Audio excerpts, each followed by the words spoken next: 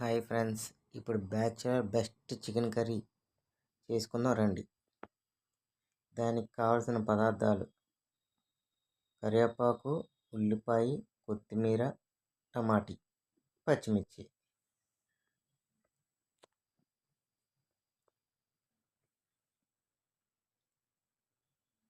ఇవన్నీ కట్ చేసుకొని ఉంచుకోవాలి.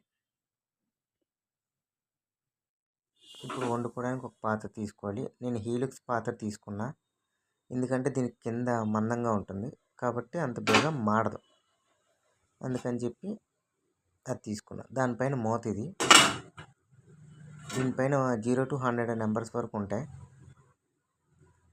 100 వచ్చిందంటే ఇంకా కుక్ అయిపోయినట్టే, తీసి తినేయచ్చు అన్నమాట.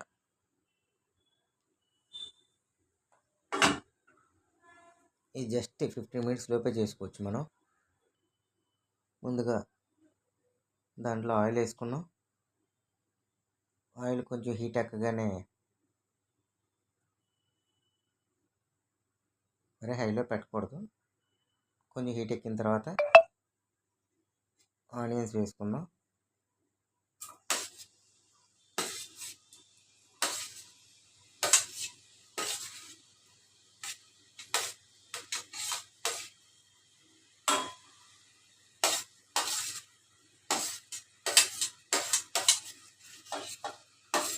కర్రీకి తగ్గ ఆనియన్స్ కట్ చేసుకున్నాం.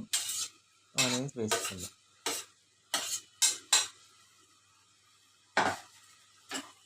కొంచెం కలిపి కొంచెం ఎర్రగా అయ్యేంత వరకు కొంచెం కలుపుదాం. కొంచెం బేగా కుక్ అవ్వడానికి కొంచెం సాల్ట్ వేసుకున్నాం.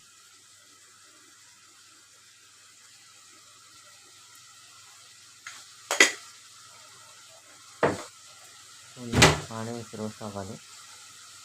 రోస్ట్ అయ్యేంత వరకు కలుపుకుందాం. మరి రోస్ట్ అంటే రోస్ట్ కాదు, కొంచెం రెడ్డిష్ షేడ్ వచ్చేంత వరకు వేసుకున్న తర్వాత అల్లం వెల్లుల్లి పేస్ట్ వేసుకోవాలి. ఏ బ్రాండ్ అయినా పర్లే, జస్ట్ అల్లం వెల్లుల్లి పేస్ట్ వేసుకొని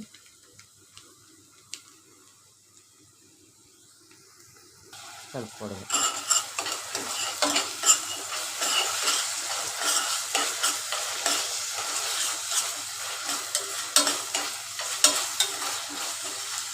కలుపుకున్న తర్వాత అల్లం వెల్లుల్లి పేస్ట్ కలుపుకున్న తర్వాత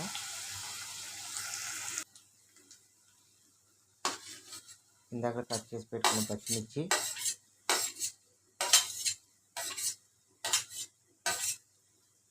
టమాటీ చిన్నది, కొంచెం టేస్ట్ పుల్లగా ఉంటుంది. కరివేపాకు మొత్తం వేసి కలుపుకొని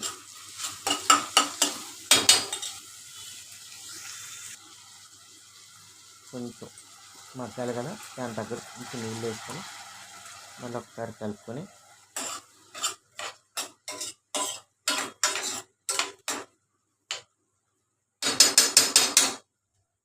ఇప్పుడు మూత పెట్టేయాలి. మూత పెడితే కొంచెం మగ్గుతుంది అన్నమాట. ఒక్క 2 నిమిషాలు మగ్గేంత వరకు ఉంచి తర్వాత చేస్తే కొంచెం మగ్గుతుంది.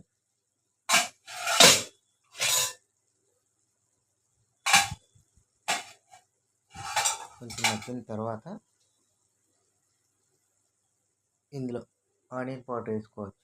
ఉంటే వేసుకోండి, లేకపోతే లేదు. పక్కగా వేయాలని అయితే కాదు.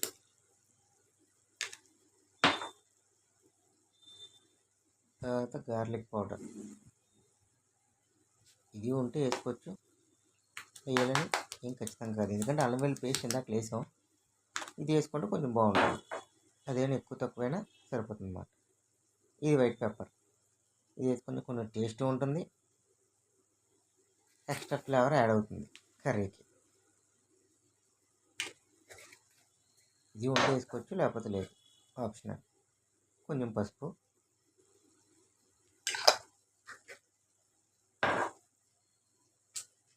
యాంటీసెప్టిక్ కదా, అందుకని ప్రతి కూరలో పసుపు వేసుకుంటే మంచిది. అలాగే కొంచెం పసుపు వేసుకున్నాం.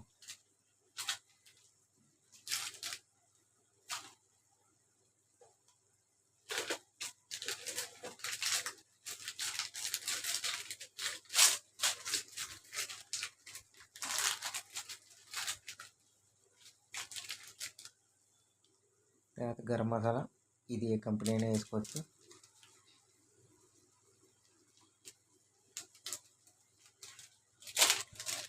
కూరకు తగ్గట్టు. తర్వాత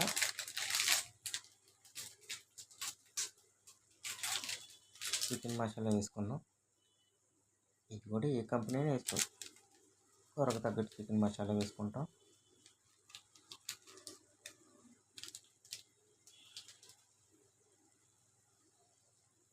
ఇంకా మిగిలింది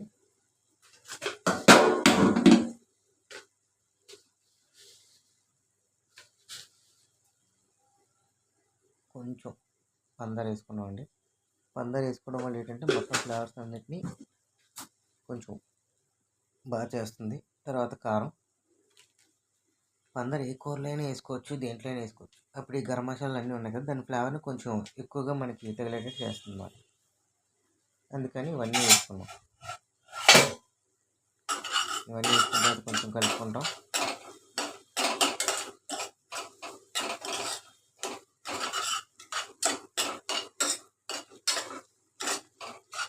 మసాలాన్ని ఉల్లిపాయలన్నిటికీ కలిసేటట్టు కలుపుకొని కొంచెం వాటర్,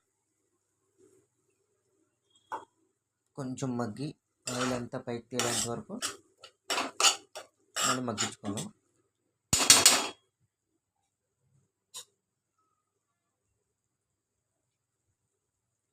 మళ్ళీ మూత పెట్టి ఒక 2 నిమిషాలు పెట్టుకుంటే మగ్గిపోతుంది. చూసారు కదా, ఆయిల్ అంతా బయటికి పైకి తేలి మగ్గింది, ఉల్లిపాయ అవన్నీ కూడా. అప్పుడు ఇంకొకసారి కలుపుకొని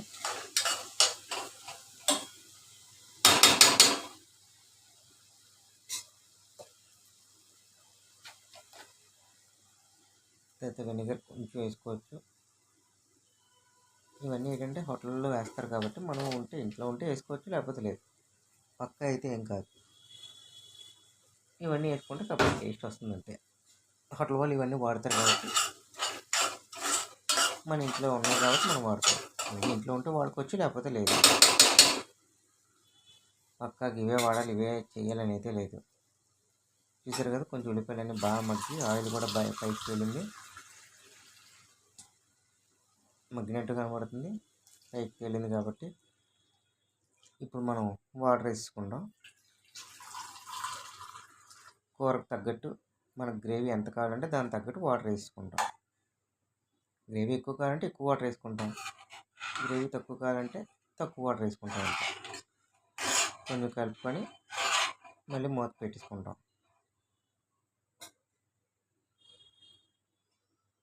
మూత పెట్టుకుంటే గ్రేవీ బాగా మరుగుతుంది. దీనివల్ల ఏంటంటే బాగా మరిగిన తర్వాత బాగా మరుగుతుంది కదా, బాగా మరిగిన తర్వాత చికెన్ వేసాం అనుకోండి, బేగా కుక్ అయిపోతుంది అన్నమాట. చూడండి, చికెన్ జస్ట్ అప్పుడే నీట్గా చికెన్ అంతా కడిగి జస్ట్ అప్పుడే వేసాను. ఇంకా పూర్తి చికెన్ వేసి జస్ట్ కలుపుతాను. చూడండి, మీకు తేడా తెలుస్తుంది. దేనికి ముందే నీళ్ళు మరిగించాను అనే క్లారిటీ మీకు వస్తుంది. జస్ట్ ఇంకా కలుపుతున్నాను అంతే. జస్ట్ మీ ముందే కదా, జస్ట్ కలుపుతున్నాను. ఆల్రెడీ చికెన్ కుక్ అయిపోయింది. చూడండి, వేడి నీళ్ళు వేయగానే ఆ గ్రేవీ ఆల్రెడీ మరుగుతుంది కాబట్టి అందులో వేయగానే చూసారా అన్నీ కుక్ అయిపోయింది, వైట్గా వచ్చింది. కొంచెం గ్రేవీ వస్తుంది. గ్రేవీ వాటర్లో వేయడం వల్ల చికెన్ బాగా పడుతుంది, చికెన్ బాగా ఉడుకుతుంది, బేగా అయిపోతుంది కూడా, ఎక్కువ టైం పట్టదు. ఇప్పుడు మూత పెడతాం. ఇందాక గ్రేవీ 60 వరకు వచ్చింది. ఇప్పుడు మూత పెడతాం, చూస్తాం. 100 అయ్యింది అనుకోండి, 100 వరకు ఉంచి అక్కడ 100 అయ్యింది అంటే ఇంకా కూర కుక్ అయిపోయినట్టు. అవ్వండి,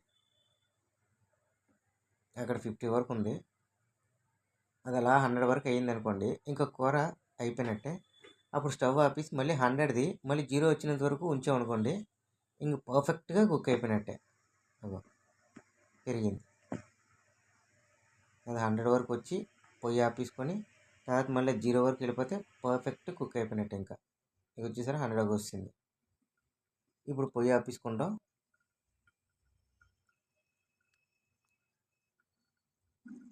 100 వరకు వస్తే కుక్ అయిపోయినట్టే. ఒకసారి తీసి అవి కుక్ అయిపోయినట్టే. ఇప్పుడు కొత్తిమీర వేసుకుంటాం కొంచెం, ఎందుకంటే లాస్ట్ మిగిలింది అదే ఇంగ్రీడియంట్. జస్ట్ కొత్తిమీర వేసి కలిపి మూత పెట్టి ఉంచుతాం. 100 అయిపోయింది కాబట్టి ఆల్మోస్ట్ కుక్ అయిపోయినట్టే. ఇప్పుడు 100 నుంచి 0 వరకు వస్తే చాలు, ఇంక చికెన్ రెడీ అయిపోయినట్టే. ఆల్మోస్ట్ కుక్ అయిపోయింది.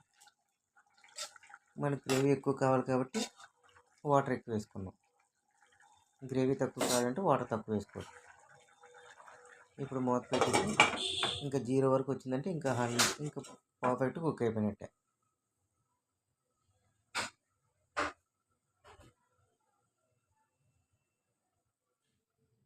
ఇగో రెడీ అయిపోయింది మన చికెన్ కర్రీ. గ్రేవీ కూడా చూసారా పైకి తేలుతుంది, చికెన్ కూడా బాగా ఉడికింది, బాగుంది కూడా. కొంచెం గ్రేవీ ఎక్కువ ఉంది కాబట్టి మనం దీన్ని ఇడ్లీలోకి వేసుకోవచ్చు, idli with chicken curry, dosa with chicken curry, వీటికి భలే ఉంటుంది. అన్నంలో కూడా కలుపుకోవచ్చు, బిర్యానీలో కూడా కలుపుకోవచ్చు.